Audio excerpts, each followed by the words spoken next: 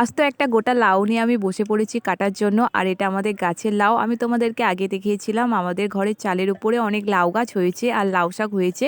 তো সেখান থেকে একটা লাউ পেড়ে নিয়ে চলে এসেছি। আর আজকে রান্না হবে লাউ, সেই জন্য লাউ চিংড়ি রান্না হবে। তাই আমি লাউগুলো কেটে কুটে রেখে দিচ্ছি। আমার মা রান্নাটা করবে, মা স্নান করতে গিয়েছে। আমি সব কিছু আনাজ টানাজগুলো কেটে কুটে কমপ্লিট করে রেখে দিচ্ছি। মা এসে রান্নাবান্না করবে। আর আজকে যেহেতু আমার বর ডিউটিতে যাবে, সেই জন্য রান্নাবান্নাটা কিন্তু একটু তাড়াতাড়ি করতে হবে। আর বন্ধুরা, এই লাউটা কিন্তু একদম কচি নরম রয়েছে। আর এই লাউগুলো কিন্তু অনেক বড় বড় হয়। আমি পরে একদিন তোমাদেরকে দেখাবো।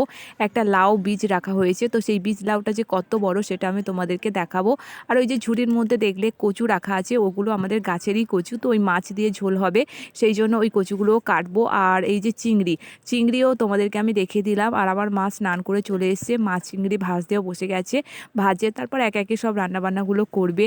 আর তারপর আমি, আমার বর, আমার শাশুড়ি মা তিনজনে মিলে চলে এসেছে আমাদের বাগানের পুকুরে স্নান করতে। আমি আর আমার বর দুজনে মিলে স্নান করবো। আর আমার শাশুড়ি মা আমাদের সাথে এসে আমার মা বাগানে কি সবজি চাষ করেছে সেগুলো দেখবার জন্য। তো আমরা বাগান থেকে স্নান টান করে তারপর আমার শাশুড়ি মা, আমরা, আমার বর সবাই মিলে বাড়িতে চলে এসেছি। আর আমার বর খেয়ে দিয়ে তারপর ডিউটিতেও চলে গেছে। তো এখন দুপুরবেলা এই যে একটু আমাদের ঘরের পিছনে খামারে আমার মা কি গাছ লাগিয়েছে সেগুলো আমি একটু তোমাদের হালকা করে দেখিয়ে দিলাম। পরে একটা ভালোভাবে ভিডিও করে তোমাদেরকে আমি দেখাবো। আর এই যে দেখছো ব্রোকলি, এবছর কিন্তু এই প্রথম আমার মা ব্রোকলি লাগিয়েছে আর দারুণ হয়েছে।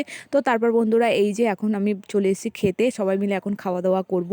আমার মা ওই যে কচুর মূল হয়, সেই কচুর মূল শুকনো লঙ্কা সর্ষের তেল দিয়ে মাখছে, ওটা কিন্তু খেতে দারুণ লাগে। আর এই যে দেখছো, এটা হচ্ছে বন্ধুরা ভেটকি মাছ। এই প্রথম কিন্তু আমি বাড়িতে ভেটকি মাছ খাচ্ছি।